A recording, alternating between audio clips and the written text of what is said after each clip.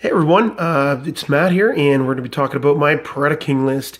Yes, the Decepticon, ferocious beast of a Predaking list. So, what is Predacons and Predaking all about?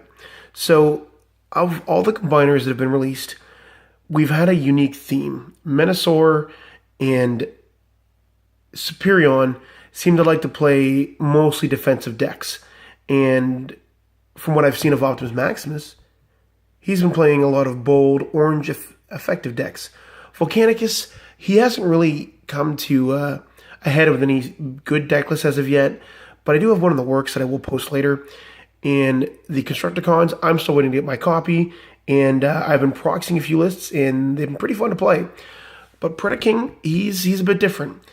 He's kind of a glass cannon, and if you don't build him right, you'll usually get stomped pretty quickly if you don't play your cards in a specific order. So, let's talk about this deck that I built and how it can help you do well at your event and also, have a lot of fun playing it. So, what is it that makes him special? First of all, Predacon has 5 weapon slots. So when you combine, you're going to keep all the weapons on your combiners that you had previously in your bots will transfer over to Predaking.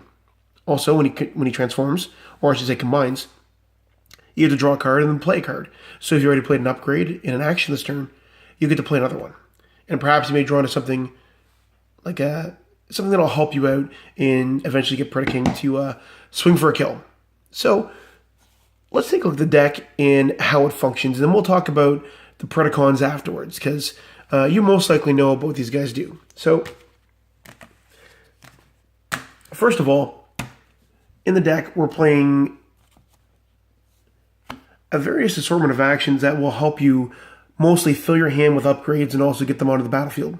So, no spoilers, we'll put these aside. We have 3 copies of Backup Plan. As you play your cards and as upgrades go onto the battlefield, you're going to find that your hand's going to empty pretty quickly.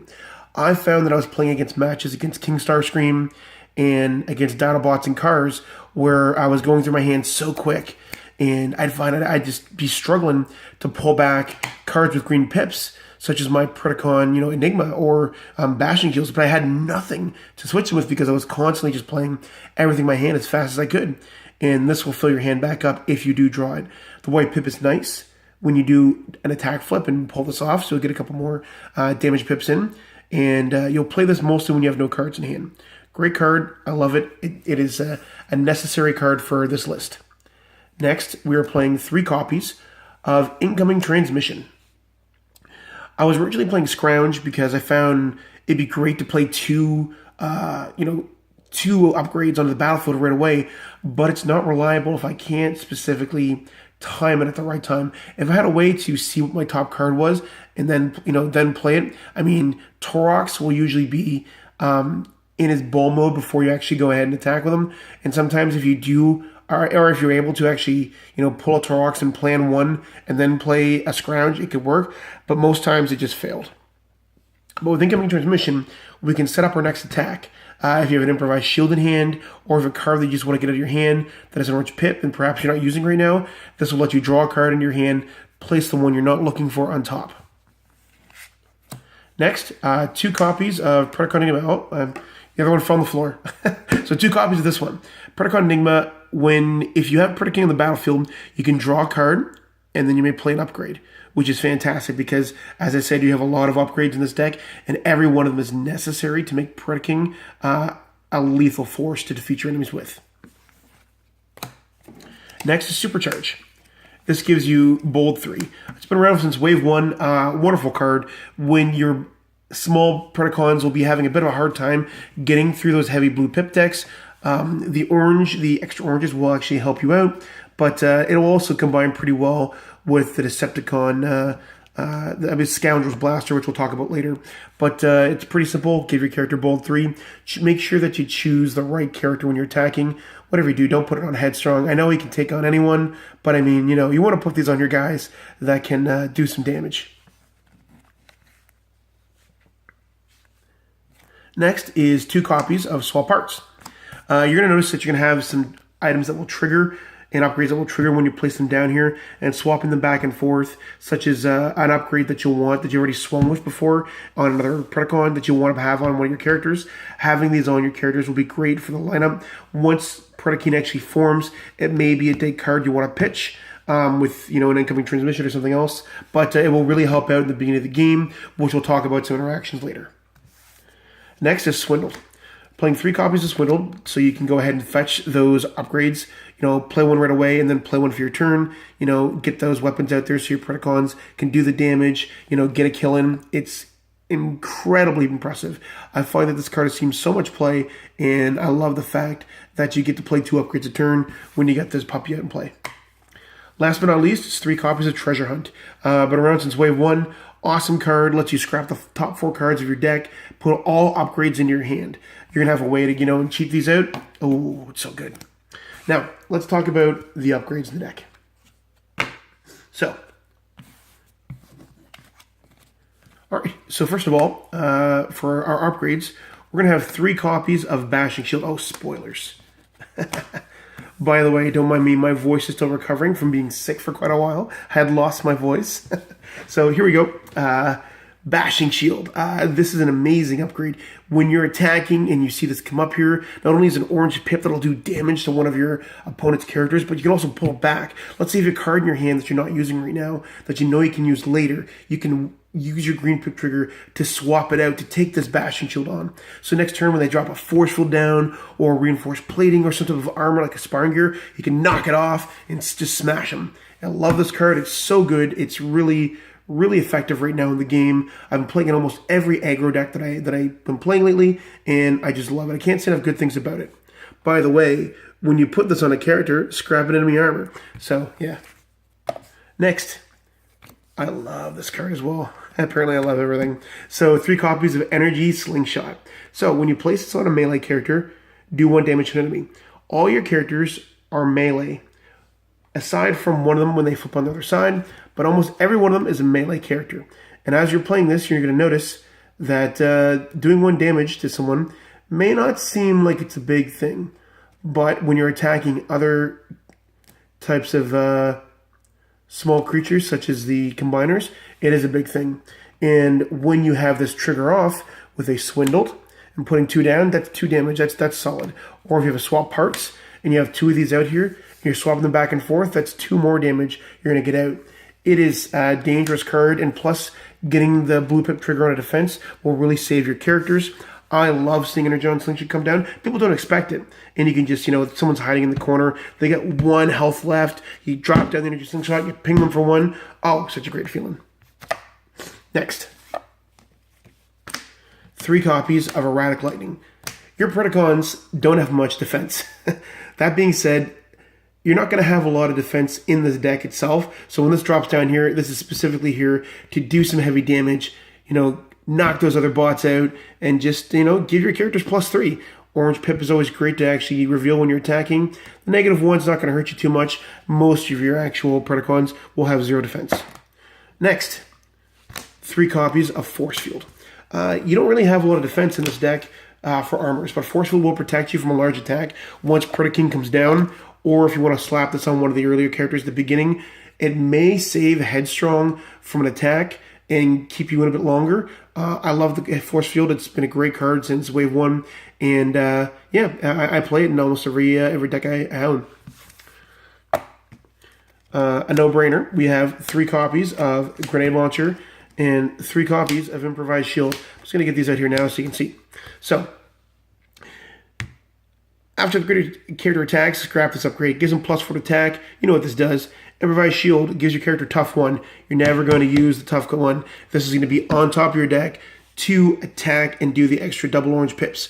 We are not playing Peace Through Tyranny in this deck because if you draw Peace Through Tyranny, there is really no way to get any benefit from it by killing one of your characters.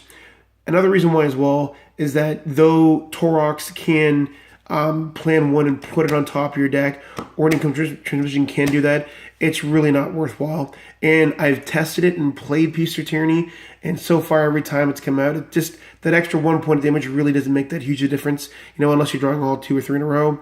Improvised Shield does fine. And so does Grenade Launcher. Last but not least, Scoundrel's Blaster. You're going to come a time when you're fighting Autobots that you're going to need to pierce. Giving your character +2 to attack is great. This is a primary laser that you can fetch, and the fact if you're fighting an Autobot gives you pierce too. It is a good card to put early on your characters, especially if you swindle, place this down, and then place another one down on Predaking, or if you put it on 2 of your different Predacons to set up an attack. Great card.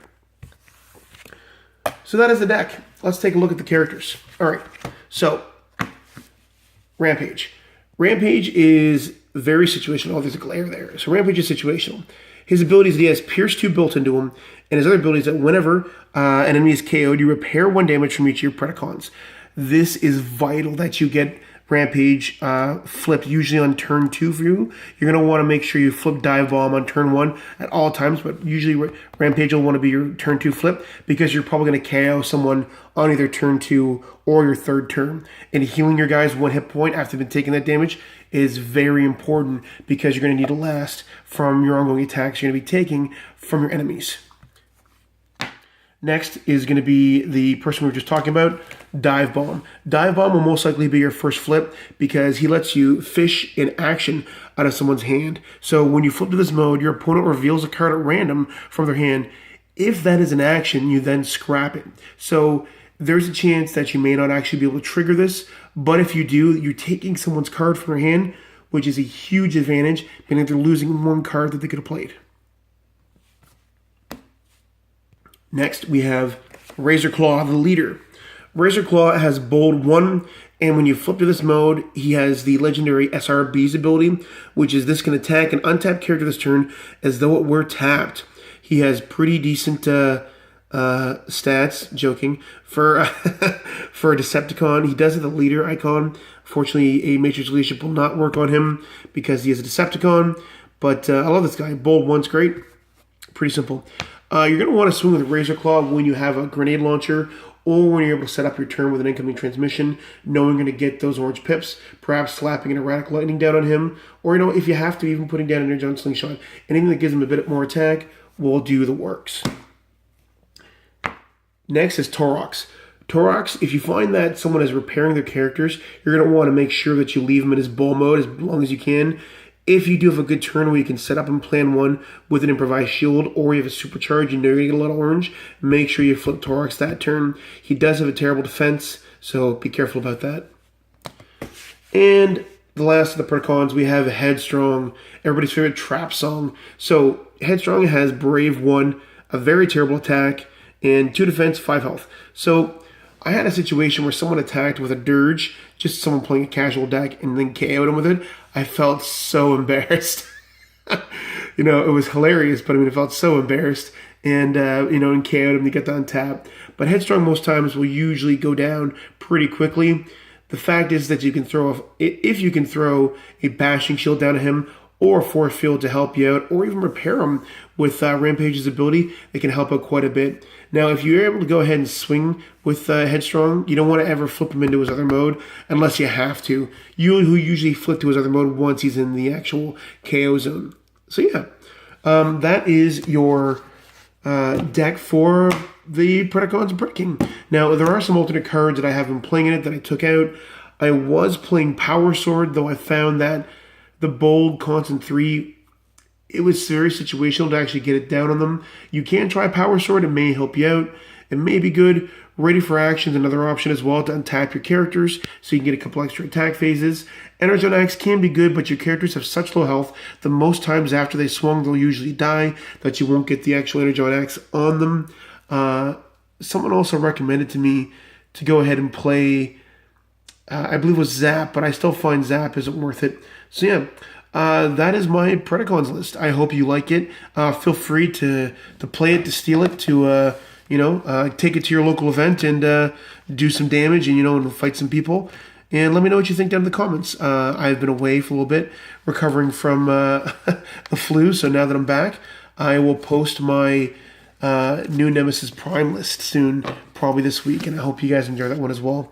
Anyways, as always, have a great day. Thanks for watching. And Xenagos always loves you. Peace out.